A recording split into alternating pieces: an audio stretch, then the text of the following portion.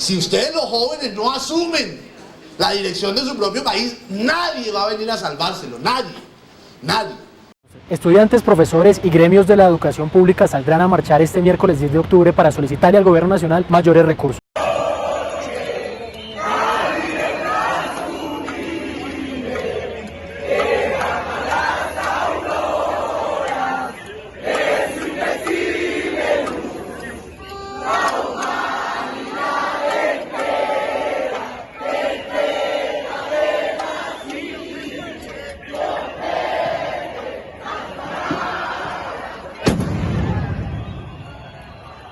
Bueno, respecto a las movilizaciones del año 2019, pues reconozco que participé en varias de ellas. Es que estuve como moviéndome con algunos compañeros, pues haciendo parte. También reconozco que pues en la mayoría de ellas tuve muchísimo miedo respecto a que pues no es ajena la historia pues de la desaparición de estudiantes, de que pues son llevados, muchas veces son torturados o son golpeados y desaparecidos generalmente. Entonces como que siempre existe ese temor, ¿no? Y más cuando pues las movilizaciones estaban dadas con un gran sentido, ¿no? Y que el gobierno nacional sobre todo pues hacía oídos sordos y su único respaldo era la fuerza policial. También pues siendo como un poco novato en ese sentido de las manifestaciones, pues no sabía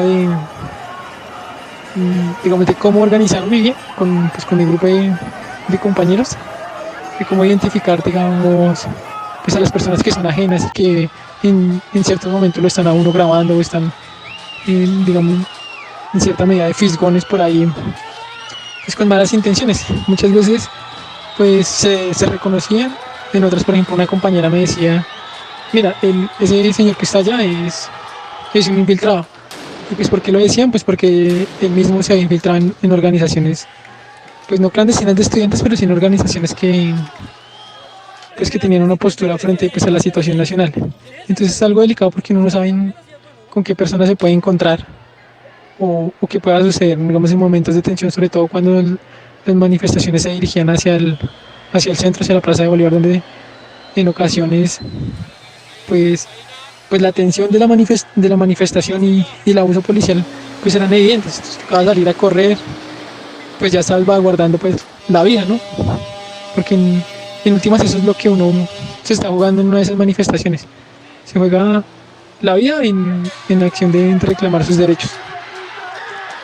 El gran detonante para estas movilizaciones tiene que ver con un déficit histórico en recursos.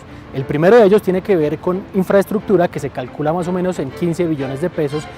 Durante los últimos 3 meses del año 2018, el movimiento estudiantil detona el paro universitario, exigiéndole al gobierno nacional que dé solución a la crisis presupuestal de las universidades estatales. Como resultado de ese paro, se logran unos acuerdos que básicamente se pueden resumir de la siguiente manera. 3 reformas: una reforma al Sistema General de Regalías, una reforma al ICETEX y una reforma al Publindex, una asignación presupuestal para las universidades que tienen que ver con trasladarle los excedentes de las cooperativas a las instituciones, aumentar los recursos de inversión hasta 1.35 billones de pesos e incrementar los porcentajes del IPCC entre los años 2019 y 2022. Además de eso, un compromiso explícito de modificar los artículos 86 y 87 de la Ley 30 de 1992, que son los que definen los mecanismos de financiación de las instituciones de educación superior. Y finalmente, la instalación de una mesa de diálogo que tenía un doble propósito, y era hacerle seguimiento a los acuerdos, pero además comenzar la construcción de una política pública de educación superior que modificara los problemas estructurales de la misma. Eso es lo que se logra en el 2018. Asociada a las movilizaciones, la ministra de Educación, María Victoria Angulo, dijo recientemente que el gobierno trabajará en los próximos 4 años para mejorar los recursos a la educación pública y afirmó además que el gobierno comenzó con 1.8 puntos sobre el IPC para destinar mejores recursos a la educación. El IPC no es otra cosa que la inflación y recordemos que los recursos a la educación pública crecen y se destinan si este índice también lo hace. Pero iniciando el 2019, el movimiento estudiantil comienza a denunciar que hay unos incumplimientos de parte del gobierno con respecto a algunos de los puntos. Aún así, sigue continuando la mesa de negociación, pero en el segundo semestre del 2019 detona el paro nacional, la indignación popular estalla, sobre todo inicialmente comenzando con los sindicatos, por la reforma pensional y la reforma laboral que estaba planteando el gobierno en su momento, pero además se le suma el movimiento popular en general por la indignación ante los incumplimientos frente a los acuerdos de paz y el aumento del asesinato de líderes y lideresas sociales en todo el territorio nacional. A esto entonces se suma el movimiento estudiantil exigiendo el cumplimiento de los acuerdos alcanzados en el 2018.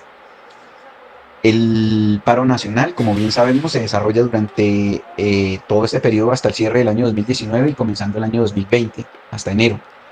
El gobierno no sienta ninguna mesa de negociación y finalmente llega la emergencia sanitaria con el COVID-19 y ahí queda congelado el paro nacional y toda posibilidad de intentar nuevamente al gobierno a negociar. Entonces, aparte de fortalecer la mesa de negociación en aspectos aislados, durante el 2019, fundamentalmente el movimiento estudiantil no logró nada nuevo con respecto al 2018 y se sigue esperando el panorama para ver cómo se desarrollan las situaciones una vez tengamos un escenario de pospandemia.